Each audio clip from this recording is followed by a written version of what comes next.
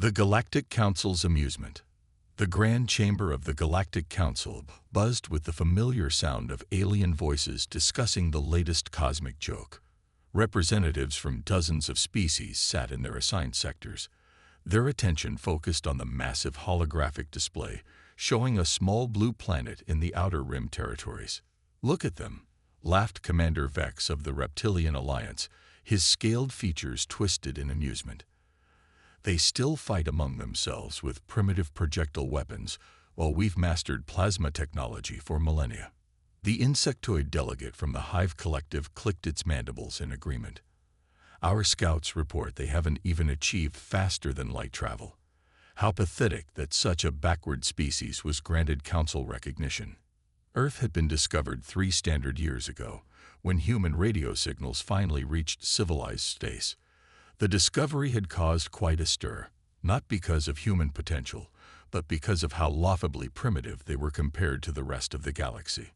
Ambassador Rex from the Feline Federation stretched lazily in his hover chair.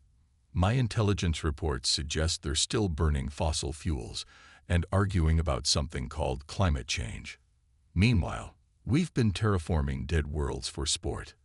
The hologram shifted to show Earth's military forces. Rows of tanks, fighter jets, and naval vessels filled the display. The assembled aliens burst into laughter at the sight. "Metal boxes that roll on the ground," wheezed the gaseous being from Nebula Prime. "And those flying machines.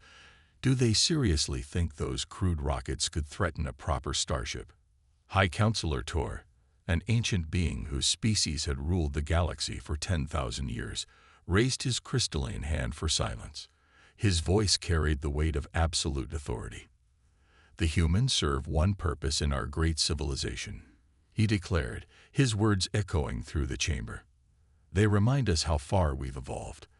Let them play with their toys while real species handle the important work of governing the galaxy." The Council had established Earth as a nature preserve of sorts, a living museum of primitive civilization.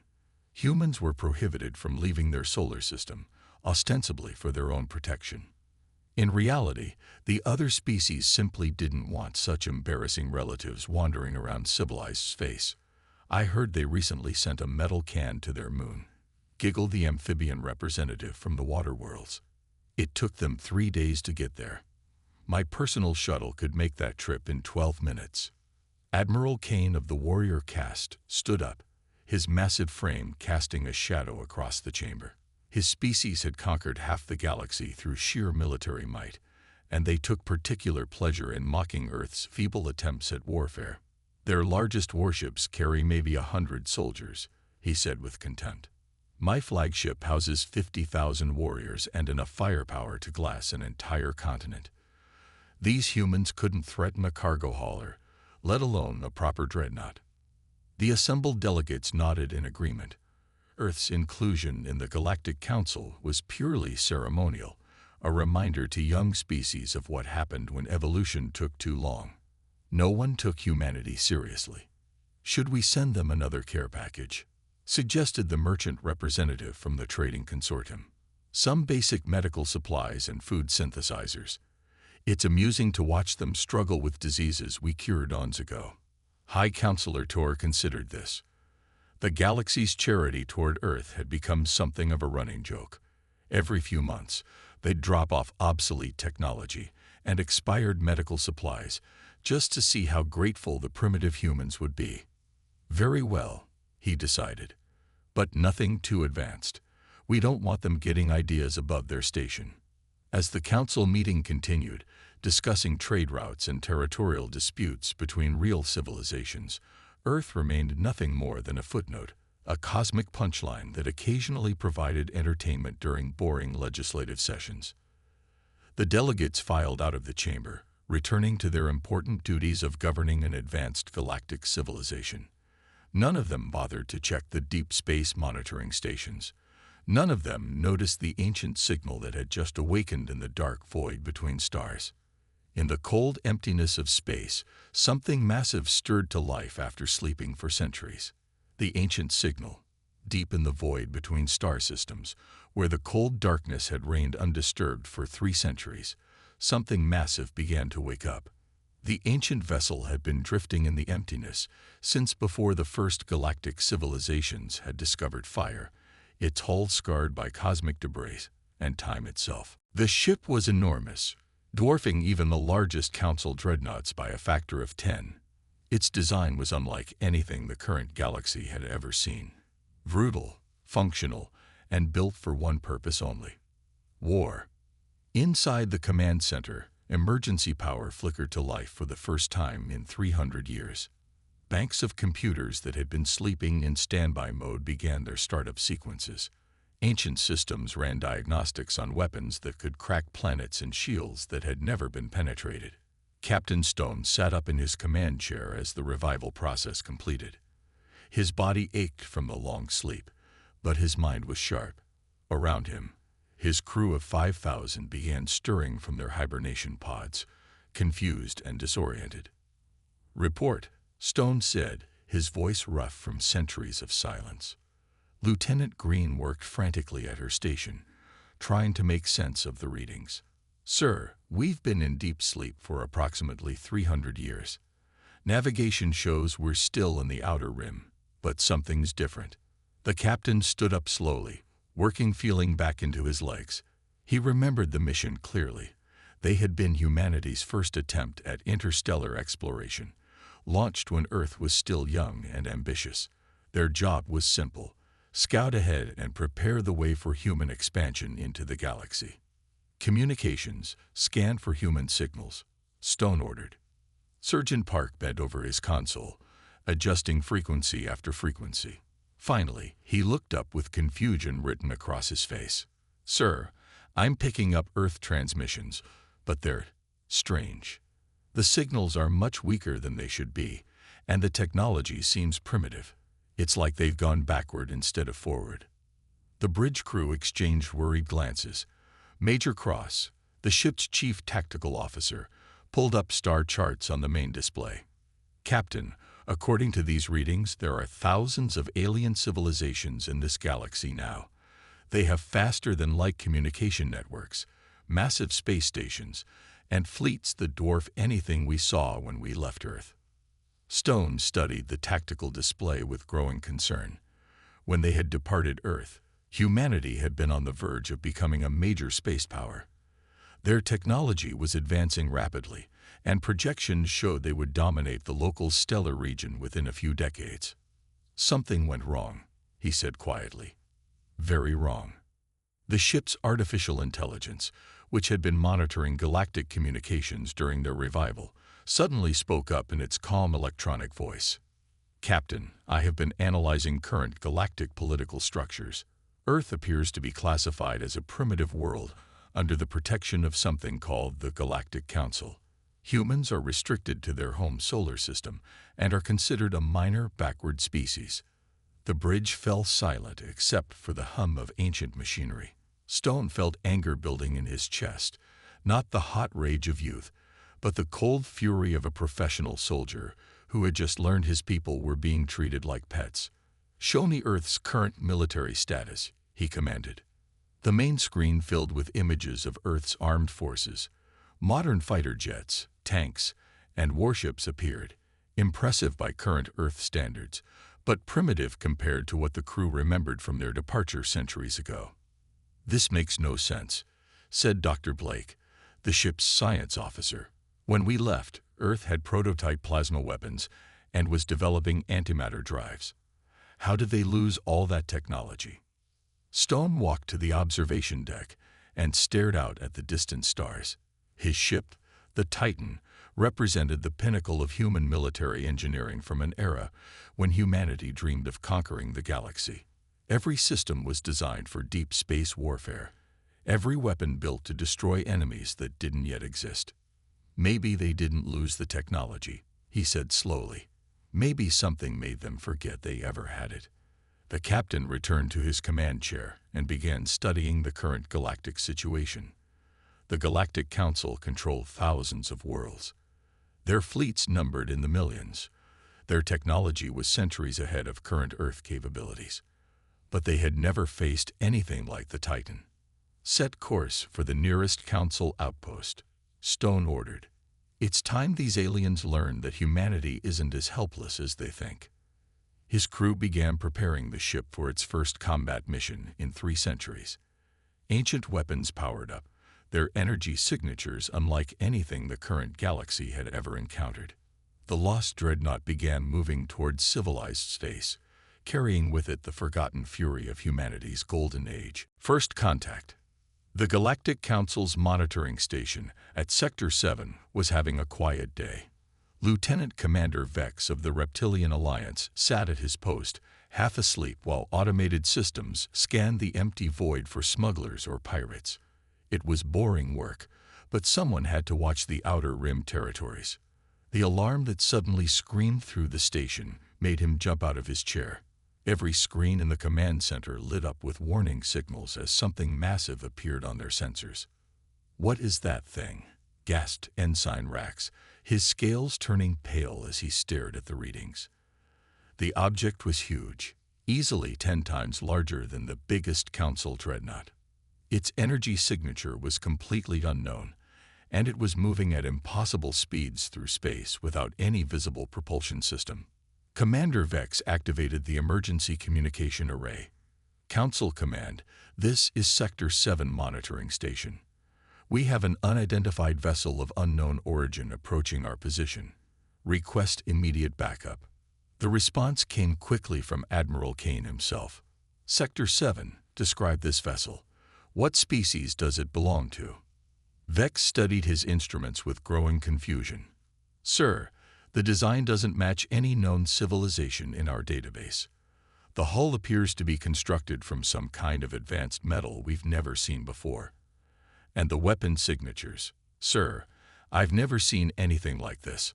On the bridge of the Titan, Captain Stone watched the small monitoring station grow larger on his screen. It was a simple structure, clearly designed to watch for minor threats, not to face a real warship. "Incoming transmission, Captain," reported Lieutenant Green. Stone nodded. "Put it through." The face of Commander Vex appeared on the main screen, his reptilian features showing both fear and authority. "Unknown vessel, you are entering Galactic Council territory without authorization. Identify yourself immediately and state your business." Stone stood up slowly, adjusting his uniform that had been preserved perfectly during the long sleep. When he spoke, his voice carried the authority of someone who had commanded star fleets when these aliens were still learning to use fire. "This is Captain Stone of the human Dreadnought Titan. We are returning from a deep space mission and require information about current galactic conditions." Commander Vex blinked in confusion. "Human? That's impossible. Humans are a primitive species restricted to their home system. They don't possess interstellar technology." A dangerous smile crossed Stone's face. "Perhaps your information is outdated, Commander. We represent the true power of humanity. From a time when Earth reached for the stars instead of cowering behind alien protection." The monitoring station's crew exchanged nervous glances. This wasn't making sense according to everything they knew about humans. These were supposed to be the galaxy's pets, not builders of massive warships. "Sir," Vex said, trying to maintain protocol, "I'm going to have to ask you to shut down your engines and prepare for inspection. No vessel of unknown origin can enter Council space without proper clearance." Stone's expression hardened. "Commander, I suggest you contact your superiors and inform them that humanity has returned to take its place among the stars. We are not asking for permission." Before Vex could respond, Major Cross interrupted from the tactical station. "Captain, I'm reading 3 Council patrol ships approaching from the inner system. They're requesting we halt immediately." Stone nodded. "Put it through." The face of Commander Vex appeared on the main screen, his reptilian features showing both fear and authority. "Unknown vessel, you are entering Galactic Council territory without authorization. Identify yourself immediately and state your business." Stone stood up slowly, adjusting his uniform that had been preserved perfectly during the long sleep. When he spoke, his voice carried the authority of someone who had commanded star fleets when these aliens were still learning to use fire. "This is Captain Stone of the human Dreadnought Titan. We are returning from a deep space mission and require information about current galactic conditions. Commander Vex blinked in confusion. Human. That's impossible. Humans are a primitive species restricted to their home system. They don't possess interstellar technology. A dangerous smile crossed Stone's face. Perhaps your information is outdated, Commander. We represent the true power of humanity. From a time when Earth reached for the stars instead of cowering behind alien protection. The monitoring station's crew exchanged nervous glances. This wasn't making sense according to everything they knew about humans. These were supposed to be the galaxy's pets, not builders of massive warships. Sir, Vex said, trying to maintain protocol. I'm going to have to ask you to shut down your engines and prepare for inspection. No vessel of unknown origin can enter Council space without proper clearance. Stone's expression hardened. Commander, I suggest you contact your superiors and inform them that humanity has returned to take its place among the stars. We are not asking for permission. Before Vex could respond, Major Cross interrupted from the tactical station. Captain, I'm reading 3 Council patrol ships approaching from the inner system. They're requesting we halt immediately. Stone studied the tactical display. The 3 ships were modern Council vessels, sleek, fast, and well-armed by current galactic standards. But compared to the Titan, they looked like toys. Open communications with the patrol ships, Stone ordered. The screen split to show 3 different alien commanders, 1 feline, 1 insectoid, and 1 aquatic being. All 3 looked confident and slightly amused, as if they were dealing with a minor inconvenience. Unknown vessel, said the feline commander, you will shut down your engines immediately and prepare to be boarded. Resistance will be met with force. Stone looked at each of them carefully. These beings had never faced real opposition. He could see it in their casual arrogance, their assumption that superior numbers meant automatic victory. Gentlemen, Stone said calmly, I'm going to give you one opportunity to withdraw. You are outmatched, outgunned, and facing technology your species has never encountered. Leave now, and no one has to die today. The 3 commanders burst into laughter. The insectoid clicked its mandibles in amusement. Did this primitive just threaten us? It asked its companions.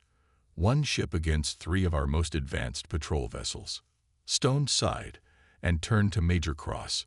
Major, prepare the forward cannons. Minimum power. We want to disable, not destroy. Aye, Captain. Forward batteries charging. The 3 patrol ships began moving into attack formation, their weapon systems powering up. They had no idea they were about to face the concentrated firepower of humanity's lost golden age. The demonstration. The 3 Council patrol ships moved into perfect attack formation, their commanders still chuckling at the audacity of the unknown vessel. In their experience, overwhelming firepower and superior numbers always won the day.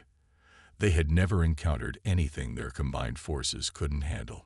Captain Stone watched them approach with the patience of a predator. Major Cross, target their weapon systems only. I want them disabled, not destroyed. These aliens need to carry a message back to their superiors. Understood, sir. Targeting computers locked on all 3 vessels. The feline commander opened communications one final time. Last warning. Unknown vessel. Surrender now or face the consequences.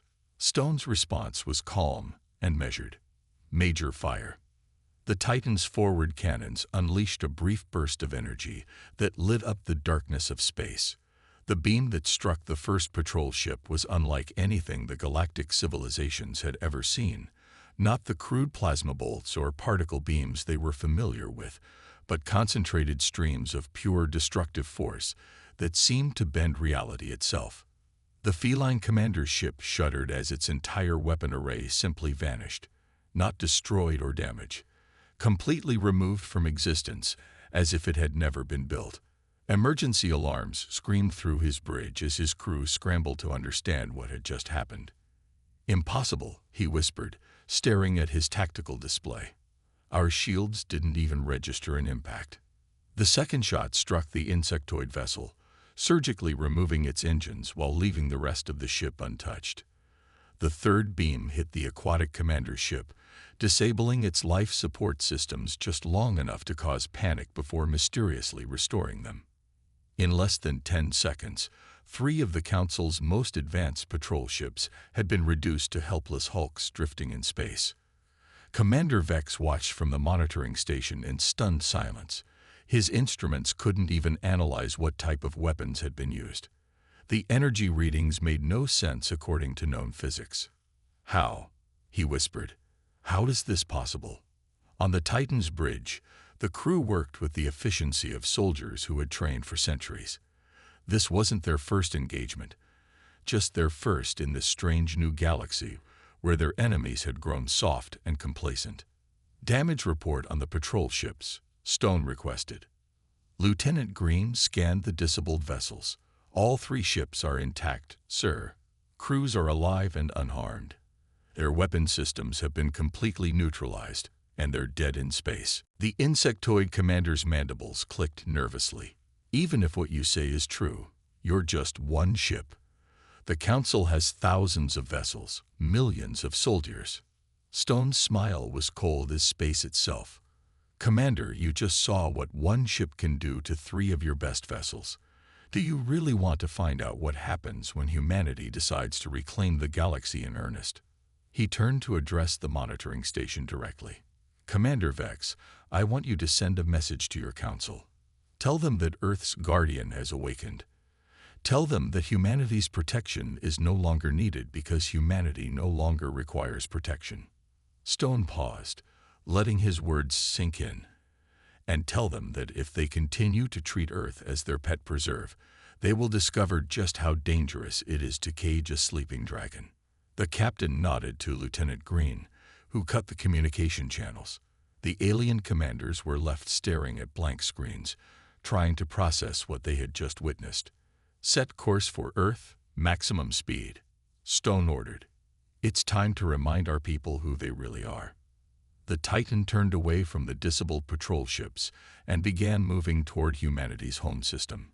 Behind them, Commander Vex frantically transmitted emergency reports to Council Command, warning them that everything they thought they knew about humanity was wrong. The galaxy was about to learn that some species were never meant to be kept as pets. The Awakening. The emergency session of the Galactic Council convened within hours of receiving Commander Vex's report. The great chamber buzzed with nervous energy as representatives from across the galaxy gathered to discuss the impossible news. High Counselor Tor stood at the center podium, his crystalline features reflecting the holographic displays showing the destroyed patrol ships. The images were undeniable. 3 advanced Council vessels reduced to helpless scrap by a single unknown ship.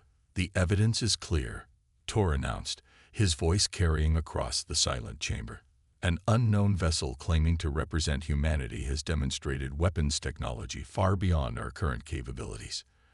Admiral Kane paced back and forth, his massive frame radiating barely controlled fury. "It has to be a trick. Some other species using human identification to confuse us. Real humans can barely leave their own atmosphere."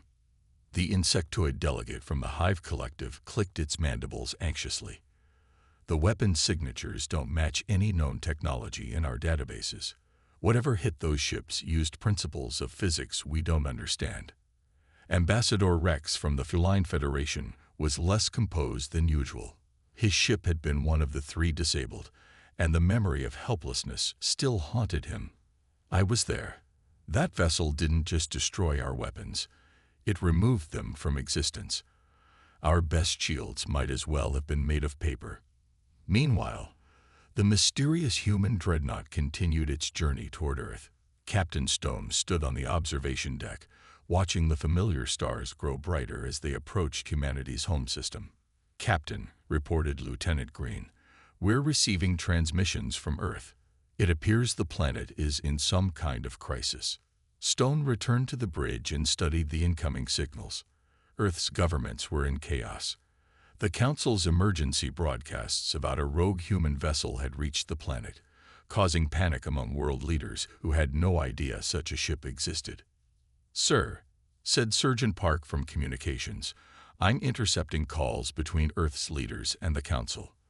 They're begging the aliens to protect them from us." Stone's jaw tightened.